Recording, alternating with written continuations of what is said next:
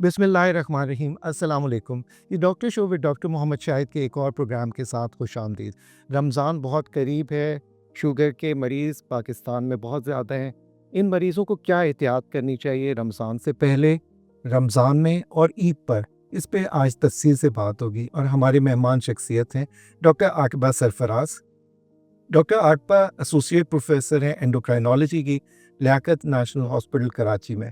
हमारे दूसरे मेहमान हैं डॉक्टर एस.एम. हसन, जो कि असिस्टेंट प्रोफेसर हैं national institute of diabetes and endocrine डॉ में, और इनसे तफसील से हम बात करते हैं। अस्सलाम वालेकुम। वालेकुम अस्सलाम। कैसे हैं डॉक्टर अल्हम्दुलिल्लाह। डॉक्टर आपका 3 हफ्ते हैं अभी रमज़ान में, तो रमज़ान में शुगर के मरीज़ों को 3 हफ्ते पहले डॉक्टर से मिलना चाहिए और कौन से टेस्ट कराने चाहिए, इस बारे में बताएं। डॉक्टर साहब बहुत बहुत शुक्रिया पहले तो प्रोग्राम में इनवाइट करने का। दूसरी बात ये कि बहुत अहम टॉपिक है जो जिस पे हम आज बात करेंगे। आइडियली जो डायबिटिक पेशेंट हैं, जो डायबिटीज़ के मरीज़ हैं और वो जो रोज़ा रखना चाहते हैं, उनको 1 से 1.5 महीना पहले अपने मौलिद से मशवरा करना लाज़मी है। सही। वो मौलिद उनको मुख्तलिफ़ तरीके से उनके लिए असेसमेंट करता है कि क्या वो रमज़ान में रोज़ा रख सकते हैं या नहीं रख सकते। ठीक है। तो मौलिद से मिलने के लिए कम से कम 1 से 1.5 महीने पहले आना चाहिए। ठीक है, अब 1 महीना तो रह गए, 3 हफ्ते, तो अब बताएं कि कर सकते हैं ना वैसे? बिल्कुल कर सकते हैं, इसमें कोई देर आए दुरुस्त है, लेकिन स्टिल वी हैव 3 वीक्स, हमारे पास अभी भी 3 हफ्ते हैं दिस असेसमेंट करने के लिए। तो उसके लिहाज से पेशेंट अपने मौलिद से रुजू कर सकता है। अब मौलिक से रुजू करने से पहले, वो आजकल तो व्हाट्सएप है ना, वो कहते हैं डॉक्टर साहब पहले टेस्ट लिखवा दें ताकि हम टेस्ट करवा के आएँ। वो कौन से टेस्ट हैं जो मौलिक को चाहिए होते हैं? अगर ज़्यादतीज़ से रिलेटेड बात करूँ जी। तो 3 मंथ एवरेज HbA1c, ठीक है। ठीक है, जिसे बहुत कॉमनली लोगों को पता है कि वो कौन सा टेस्ट है। क्रेटिनिन, गुर्दे का फंक्शन चेक होना बहुत ज़रूरी है। आपके फास्टिंग लिपिड प्रोफाइल, जिसमें आपका कोलेस्ट्रॉल का जो है वो चेकअप। तो ये 3 बेसिक टेस्ट हैं जो प्री डायबिटीज़, प्री रमज़ान आपके होने लाजमी। शुगर के मरीज कौन से रोज़ा रख सकते हैं और कौन से रोज़ा नहीं रख सकते? अब डायबिटिक पेशेंट्स हमारे यहाँ तो एक ज़ाहिर है डिफरेंट मुस्लिम कंट्री है, तो हम जो है हमारे पेशेंट यूजुअली चाहे जैसी भी ज़्यादतीज़ हो, कहने डॉक्टर साहब हमने रोज़ा रखना है, सही। ठीक है, कुछ भी हो जाए रोज़ा तो फ़र्ज़ है रोज़ा रखना है। अब यहाँ से मरीज़ों को आप ये कह दें कि रिस्क असेसमेंट किया जाता है कि कौन से मरीज़ हैं जो बहुत सेफ्टी रोज़ा रख सकते हैं, कौन से हैं जो जिनके लिए प्लस माइनस रखें और ना रखें, और कुछ है जो बिल्कुल ही रख सकते हैं। अब वो दिस असेसमेंट में मुख्तलिफ चीज़ें आ जाती हैं। अगर मैं बहुत पेशेंट्स के लिए बात करूँ तो ज़्यादतीज़ कितनी पुरानी है, सही। ठीक है, क्या वो बहुत पुरानी है, 5-6 साल पुरानी हो गई है, रिसेंटली डायबिटिक है, या फिर इसके अलावा टाइप 1 जो यूजुअली अडल्ट में हमारे जो टीनेजर्स हैं या यंग बच्चे जो हैं वो टाइप 1 डायबिटीज़ के साथ जो इंसुलिन डिपेंडेंट होते हैं, सही। ठीक है, टाइप 2 जो ओबेसिटी रिलेटेड है, या आपकी जो ज़्यादातर है वो टाइप 2 डायबिटीज़ है। ठीक है। तो टाइप 1 है, टाइप 2 है, कौन सी मेडिकेशंस वो ले रहे हैं, क्या वो इंसुलिन पे हैं, क्या वो जो है कुछ अद्वियात ले रहे हैं जिसे ओरल एंटी डायबिटिक एजेंट्स कहा जाता है, प्लस ये कि उनमें क्या ऑलरेडी डायबिटीज़ की कोई पेचीदगियाँ मौजूद हैं, ठीक है। ठीक है, किसको कोई खुदा हादसा और इससे पहले कोई दिल का अटैक हुआ है, किसी गुर्दे में कोई प्रॉब्लम है, और या कोई इससे पहले कभी पालिश का अटैक हो चुका है। तो ये सारी चीज़ें गैदर करके फिर मॉलेज ये डिसाइड करता है कि रोज़ा रखना सेफ है या अनसेफ। कुछ लोगों को पता ही नहीं चलता और बैठे बैठे शुगर लो हो जाती है, शुगर के मरीजों को, और वो कुछ अद्वियात पे भी होते हैं, तो ऐसे मरीजों को क्या करना चाहिए? रोज़ा रखना चाहिए या नहीं रखना देखिए, चाहिए? ये तो हाइपोग्लाइसेमिक अनअवेयरनेस है, उनको पता भी नहीं है उनकी शुगर डाउन की। ठीक है। तो ऐसे केसेस में ये रोज़ा रखना बहुत हाई रिस्क हो जाता है। ठीक है। जैसे कि उसको पता नहीं चलेगा, शुगर डाउन होगी तो वो उस चीज़ से यूज्ड टू नहीं है, तो ऐसे पेशेंट में भी रोज़ा रखना थोड़ा सा डिफिकल्ट हो सकता है। कुछ मरीज कहते हैं कि डॉक्टर साहब हम इंसुलिन पे हैं, टाइप 2 की बात कर रहे हैं, तो क्या टाइप 2 वाले इंसुलिन पे हैं और रोज़ा रख सकते हैं क्या? अगर वेल कंट्रोल डायबिटीज़ है, कोई कॉम्प्लिकेशंस नहीं है, तो इंसुलिन वाले टिश्यू भी रोज़ा आराम से रख सकते हैं। और गोलियों पे जो है? गोलियों वाले पेशेंट्स भी जिनकी डायबिटीज़ कंट्रोल्ड है, वो आराम से रोज़ा रख सकते हैं। मैंने कहा ना कि दिस असेसमेंट वो 1 महीना, 1.5 महीना पहले करा दें ताकि पता चल जाए कि वो कितना सेफली रोज़ा रख सकते हैं। इसमें से होता ये है कि आपने जो पेशेंट इंसुलिन पे हैं उनमें सहरी और अफ्तार की इंसुलिन का डोज एडजस्ट करना होता है। इसी तरह जो ओरल एंटी डायबिटिक पेशेंट्स हैं या जो अद्वियात पे हैं उनमें भी सहरी और अफ्तारी के अद्वियात को सेट किया जाता है और फिर उसे भी आपने क्रेटिनिन की बात की यानी गुर्दों का फंक्शन, तो इसका क्या रिलेशन है रोजे से? क्यों हम कराते हैं ये? क्रेटिनिन बेसिकली जहाँ पे गुर्दे की खराबी है, सही है, वहाँ पे अब आपने रोज़ा रखा, डिहाइड्रेशन होती है, ठीक है। पानी की कमी होगी, तो जब पानी की कमी होती है तो क्रेटिनिन या गुर्दे का फंक्शन और ख़राब होने का चांस होता है। अगेन क्रेटिनिन है, किसी को गुर्दे की खराबी है तो इसका मतलब ये है कि शुगर की वजह से गुर्दा खराबी की तरफ है। ठीक यहाँ पे फिर हाइपोग्लाइसीमिया या शुगर डाउन होने का खतरा बहुत हो सकता है, ठीक है। तो उन पेशेंट्स में बहुत केयरफुल रहना पड़ता है। कुछ मरीजों से हम पूछते हैं कि पिछले साल के रोजे कैसे गुजरे थे, तो इस बारे में बताएं कि क्या ये जरूरी है? बहुत इम्पोर्टेंट है, बहुत इम्पॉर्टेंट है, बिकॉज ये जितनी भी स्टडीज़ हैं, जितनी भी आपकी रिसर्चेज आ रही हैं, वो ओवरऑल तमाम कंट्रीज से हैं। ठीक है। इंडिविजुअल किसी भी एक जगह का डाटा नहीं है, लेकिन इंडिविजुअल जो आपका एक पेशेंट है वो अपना एक्सपीरियंस पिछले साल का शेयर करे तो वो आपके लिए बहुत बेनिफिशियल हो जाता है। ठीक है। अगर वो पिछले साल उसने रोज़े रखे थे और कोई ऐसा इवेंट हुआ था जिसकी वजह से उसको रोज़ा उस वक्त तोड़ना पड़ा या अफ्तार करना पड़ा, तो पिछले साल के experience is very much necessary, बहुत ज़रूरी है। तो पहले तो मरीज से यही सवाल पूछा जाता है कि क्या आपने पिछले साल रोज़ा रखा था तो क्या आपका एक्सपीरियंस है, और फिर उससे हाथ से आपको सीख कर। अब रमज़ान आ गया, सो अब रोज़े रखना शुरू कर दिए शुगर के मरीज़ ने आपकी हिदायत पर अमल करते हुए। अब बताएं कि शुगर कब-कब चेक करनी चाहिए ऐसे मरीज़ को? देखिए, आइडियली जो शुगर चेक करनी चाहिए वो अफ्तार से पहले, अफ्तार के 2 घंटे बाद, सहरी के 2 घंटे बाद। इसके अलावा दिन का कोई भी हिस्सा जैसे सुबह 10-11 बजे के टाइम पे है या उस टाइम पे जब आपकी तबीयत में कुछ ऊपर नीचे है या चक्कर आ रहे हैं या आप कुछ अच्छा महसूस नहीं कर रहे, तो उस दौरान आप शुगर चेक कर सकते हैं। जो सबसे इम्पॉर्टेंट चीज़ ये है कि अब तक लोगों के जहन में अब तो बहुत ये कॉन्सेप्ट क्लियर हो गया है कि शुगर चेक करने से रोज़ा नहीं टूटता। सही। वरना शुरू में ये था कि भाई हम शुगर चेक ही नहीं कर सकते, अब निकलेगा रोज़ा टूट जाएगा। सही। तो अब लोगों में ये आ गई है कि शुगर चेक करने से रोज़ा नहीं टूटता। ठीक है। तो आप किसी भी टाइम पे चेक कर सकते हैं, लेकिन प्रीडोमिनेंटली ये टाइम्स हैं जिस पे शुगर चेक करना लाजमी। अब कौन से नंबर्स हैं जिस पे रोज़ा अफ्तार कर लेना चाहिए डायबिटिक मरीजों को? अगर किसी की शुगर 70 से नीचे है या 300 से ऊपर है, उसे रोज़ा अफ्तार कर देना चाहिए। सही। अब अगर से फॉर एग्जांपल अब 70 आ गई और आपका 5:30 बजे आपने शुगर चेक की, 70 की शुगर आ गई, भाई मैंने तो ये कहा कि 70 पे रोज़ा अफ्तार करना है, लेकिन आजकल मगरिब हो जाएगी 6:15, रमज़ान आते आते 6:30, तो उसमें अगर किसी की 70 आ गई और रोज़ा अफ्तार करने में आधा पौन घंटा है, तो उसमें फिर आप मॉनिटरिंग के साथ उस रोज़े को कंटिन्यू कर सकते हैं। ठीक है। लेकिन आपके सुबह के दोपहर के 2 बजे या 12 बजे अगर शुगर 70 है, तो इसका मतलब ये है कि 5 और 6 आवर्स जो अभी रमज़ान के हैं, जो आपने फास्ट करना है, ठीक है। उसमें शुगर डाउन होने का खतरा है, तो वहाँ पे अफ्तार कर सकते हैं। 300 से ऊपर आइडियल रोज़ा अफ्तार करना चाहिए। इसकी क्या वजह है? हाइपो तो समझ में आता है कि शुगर लो हो रही है, शुगर हाई हो रही है तो ठीक है, कोई मसला नहीं।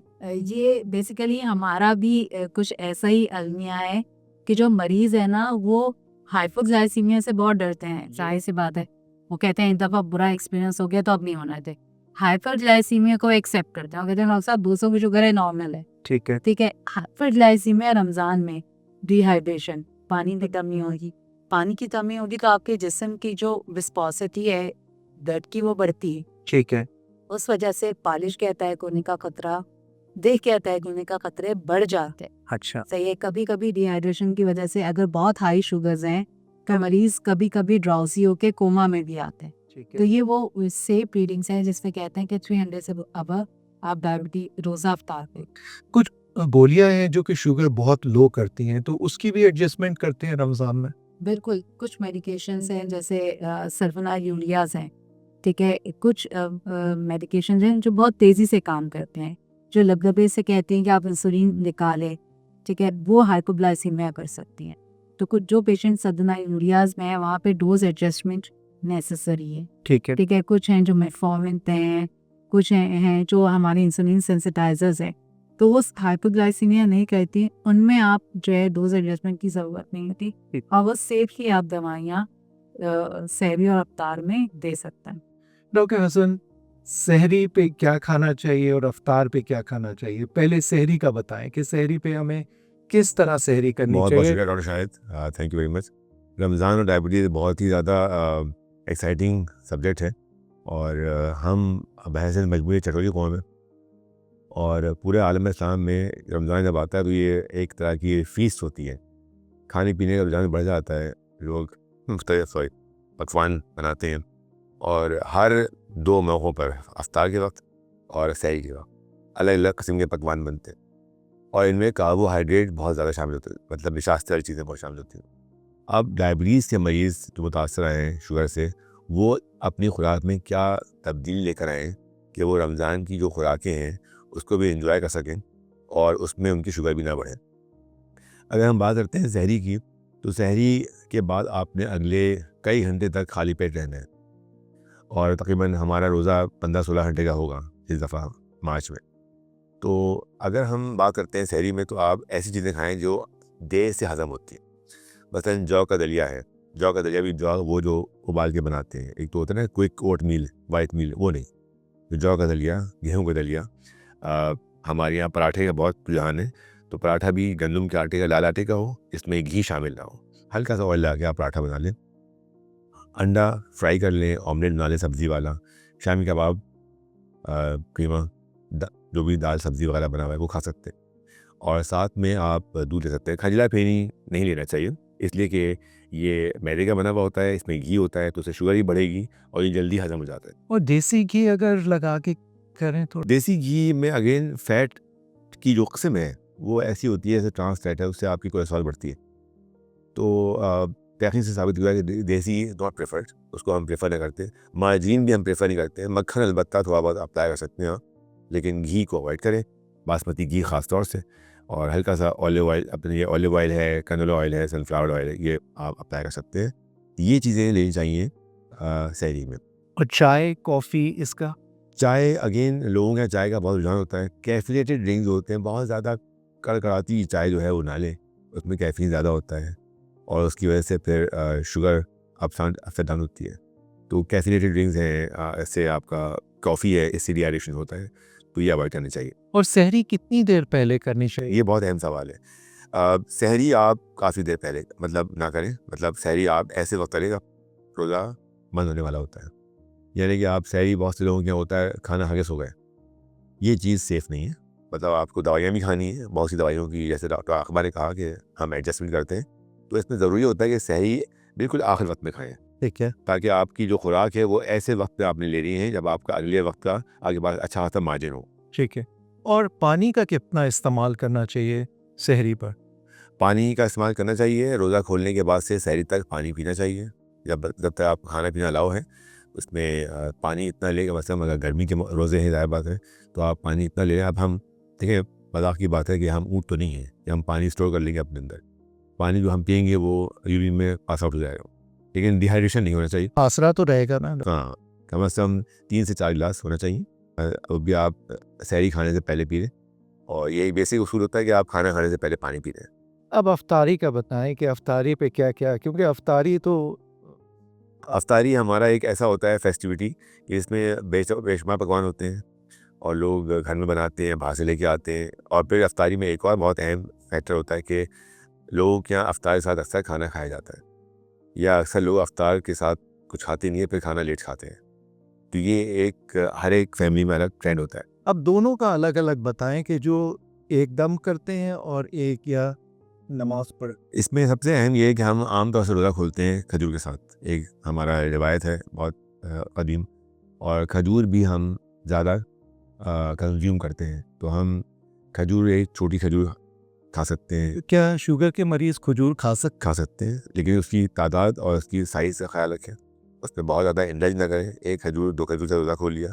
और फिर मशरूबात का बहुत रुझान है। अब खजूर पे आपको वसी तजर्बा है, क्योंकि आप सऊदी अरेबिया में भी रहे हैं, तो खजूर कौन सी अच्छी होती है? ये एक बहुत अहम सवाल है। जो लोग खजूर के बहुत शौकीन होते हैं उनको खजूर की किस्में पता होती है। और आमतौर से एक बड़ी मशहूर खजूर है जो कि आजकल हमारे पाकिस्तान में भी आ गई है, उसका नाम है सुकुरी। ये बड़ी सी होती है, गोल सी होती है, बड़ी शदीद मीठी होती है, ये अवॉइड करें। दूसरी खजूर जो होती है हमारी खैरपुर की छोटी सी खजूर होती है, वो अच्छी होती है, वो 1 खा लें, 2 खा लें आप। एक और खजूर होती है जो कि खुश्क सी होती है, मीठी कम होती है, वो है सकई। अगर हमारे सुनने वाले जानते हों तो इसमें सकई इज़ बेटर, वो बेहतर है। बाकी हमारी जो ईरानी खजूर होती है छोटी सी, बड़ी नरम सी होती है, वो इतनी ज़्यादा मीठी नहीं होती है, लेकिन होती अच्छी है। वो 1 या 2 आप खा सकते हैं। ठीक है। तो ये एक आम तौर से जो आम जो उसके दस्तरस में जो भी है वो इस्तेमाल कर सकता है। लेकिन जो बहुत अहम बात है वो ये है कि मीठी वाली जो खजूरें होती हैं, सुकरी वगैरह, ये अवॉइड करें। और फिर खजूर के साइज़ का ख्याल रखें, खजूर बहुत बड़ी नहीं होनी चाहिए। अब आपने शरबत की बात की है, तो शरबत अफ्तारी बगैर शरबत के कैसे? बहुत ज़रूरी है कि लोग मशरूबात में तब्दीली करें। डाइट लाल शरबत भी आते हैं, जी। उसमें अक्सर लोग पीते हैं तो उनकी शुगर नहीं बढ़ती है, लेकिन हम ये तजवीज़ देते हैं कि आप उसको बहुत पतला बनाएं, ठीक है। या उसमें नींबू निचोड़ लें, या सिकंजी बना लें, प्योर लेमनेड बना लें, नींबू निचोड़ के उसमें थोड़ा सा सुकराल का स्वीटनर ऐड कर लें, काली मिर्च डाल लें, इस तरह की मशरूबात बना लें। लस्सी बहुत अहम है, लस्सी दूध दही की लस्सी, जिसमें मलाई, चीनी और नमक ना हो। नमक से बीपी बढ़ेगा और मलाई से कोलेस्ट्रॉल का इजाफा होगा, तो उसको बहुत पतला सा बना के कंज्यूम कर सकते हैं। ठीक है। अब खाने की तरफ आए कि उसमें अफ्तार में क्या-क्या खाना चाहिए? हमारे अफ्तार में एक बहुत रिवायत है पकौड़े खाने की। जी। तो पकौड़े और समोसे का बहुत ज़्यादा रुझान है, कोई इससे दस्तबरदार नहीं होना चाहता। तो पकौड़े में सबसे इम्पोर्टेंट चीज़ ये कि आलू के नाले बहुत बड़े ना हो, बहुत ज़्यादा ना हो। सही। तो सब्ज़ी के पकौड़े जैसे होते हैं मिर्च के, पालक के, प्याज के, 1 या 2, और आलू के ना हो। ठीक है। और इसी तरह समोसे में भी कीमे का समोसा हो, सब्ज़ी का समोसा हो, आलू का ना हो, क्योंकि आलू से कार्बोहाइड्रेट का इजाफा होता है। समोसे की जो वो होती है परत होती है, या समोसे का जो टॉपिंग होती है, वो भी मैदे की होती है, तो उससे भी शुगर कंटेंट बढ़ जाता है। फिर वो तली जाती है घी में या ऑयल में, तो ये भी एक फैक्टर होता है, इससे शुगर बढ़ती है। फिर जितना ज़्यादा कंज्यूम करेंगे उससे शुगर बढ़ेगी। तो इसके साथ साथ फिर चने, सेम, लोबिया, ये बहुत ही मुफीद हैं, और इसकी आप सब्ज़ी के साथ मिला के चाट बना सकते हैं। लेकिन इसमें ख्याल रखें कि आप आलू शामिल ना करें और पापड़ी शामिल ना करें। ये बहुत कॉमन आवाम के लिए मैं बता रहा हूँ पैगाम। ये दही बड़े खाते हैं आप चने के साथ, दही बड़े में भी दही मीठी नहीं होनी चाहिए। तो ये वो बेसिक चीज़ें हैं जिसका ख्याल रखेंगे तो शुगर इंशाल्लाह बढ़ेगी। अब फ्रूट चाट के बगैर अफ्तारी क्या? फ्रूट चाट में सारे फल शामिल होने चाहिए, लेकिन सिवाय तरबूज से। तरबूज का ग्लाइसेमिक इंडेक्स बहुत ज़्यादा होता है, और तरबूज की वजह से शुगर बहुत तेज़ी से बढ़ती है। तो तमाम फल मौसम के जो आपको पसंद हैं, आजकल स्ट्रॉबेरी आई है, कीनू है, माल्टा है, अमरूद है, सेब है, ये सारे कॉमन फल हैं। केला है, तो ये आप मिक्स फ्रूट चाट में ले सकते हैं, एक छोटे बोल के बराबर। इसमें चीनी ऐड ना हो, चीनी और नमक ऐड ना करें, उसको वैसे ही रॉ खाएँ, तो इंशाल्लाह शुगर नहीं बढ़ेगी उससे। हो सकता है 3 साल बाद नाज़रीन आपका ये प्रोग्राम देख रहे हों और उस वक्त आम आ जाएँ, तो आम के इस्तेमाल करने चाहिए उसमें? बिल्कुल कर सकते हैं। आम के बारे में एक मिथ है, बल्कि मैं यहाँ पे सुनने वालों को कहूँगा कि 2 चीज़ों के बारे में हमारे यहाँ बहुत गलतफ़हमी है, एक अंडे की जर्दी और एक आम। सही। तो अंडे की जर्दी अंडे के साथ खानी चाहिए, ये एक मुकम्मल ग़िज़ा है। जर्दी में मुफीद किस्म के लिपिड्स होते हैं जो कि आपके हार्मोन के लिए ज़रूरी होते हैं, तो आप अंडा जर्दी के साथ कंज्यूम करें, नंबर 1। नंबर 2, आम भी एक फल है जिसका बहुत ज़्यादा कहा जाता है कि इससे शुगर बढ़ती है। उसका साइज़ और उसकी क्वांटिटी, ये बहुत ज़रूरी है। आम को पराठे के साथ ना खाएं, जो कराची वाले खाते हैं बहुत शौक से। ऐसे ही हमारे सिंध में लोग चावल के साथ आम खाते हैं। इन चीज़ों के साथ, इन कम्बिनेशन के साथ आम की शुगर बढ़ने ज़ायद बढ़ जाती है। और रोटी के साथ? रोटी के साथ आम नहीं खाना चाहिए, इससे शुगर बढ़ती है। अच्छा। अब खाने का बताएं कि खाने में क्या खाना चाहिए? देखिए, अगर हम अफ्तार खा रहे हैं, बहुत सैर हो गए, तो फिर हमें खाना कंज्यूम नहीं करना चाहिए, क्योंकि हम फूड की क्वांटिटी और क्वालिटी दोनों बढ़ा रहे हैं। इस नतीजे में शुगर बढ़ने का अंदेशा ज़्यादा है, ब्लड प्रेशर बढ़ सकता है। तो अगर आप अफ्तारी थोड़ी ले लें और फिर अपना साथ में डिनर ले लें, मील ले लें, ये भी एक तरीक़ाकार है। कुछ लोगों के यहाँ अफ्तार खा ली जाती है, उसके बाद तरावी का एहतमाम होता है, या रात को लेट खाते हैं, तो उसमें भी वो एक चपाती या सालन या कोई एक सब्ज़ी, दाल वगैरह ऐसी चीज़ कंज्यूम कर सकते हैं। चावल भी अगर खाना चाहते हैं तो चावल उबाल के उसका स्टार्च निकाल के सुखा लें, और चावल के साथ सब्ज़ी, दाल, गोश्त कंज्यूम कर सकते हैं। अगेन क्वांटिटी का ख्याल रखें, जो लोग 2-3 रोटी खाने के शौकीन हैं वो 1.5 रोटी खा लें, उसकी क्वांटिटी कम करें। और एक्सरसाइज करनी चाहिए रमज़ान में? अगर करनी चाहिए तो किस टाइम करें? और अगर नहीं करनी तो उस बारे में बताएं। हमारे यहाँ अनफॉर्चुनेटली एक्सरसाइज का रुझान बहुत कम है, लेकिन लोग तरावी बहुत शौक से पढ़ते हैं। तो जो तरावी पढ़ने जा रहे हैं उनके लिए अच्छी खासी फिजिकल एक्टिविटी है। तो तरावी पढ़ने से पहले वो कुछ ऐसी चीज़ खा के जाएँ, जैसे कि थोड़ा सा फ्रूट चाट ले ली, या जौ का दलिया खा लिया, ताकि शुगर डाउन ना हो। पानी खूब पिएँ। तो तरावी भी आप अपनी फिजिकल कैपेसिटी के हिसाब से पढ़ते हैं। एक्सरसाइज जो लोग जवान लोग एक्सरसाइज करना चाहते हैं, वॉक करना चाहते हैं, वो भी अ, ऐसे अपने मील के बाद या अफ्तार के बाद या रात को कुछ खाने के बाद आप आधे घंटे 20 मिनट वॉक कर सकते हैं।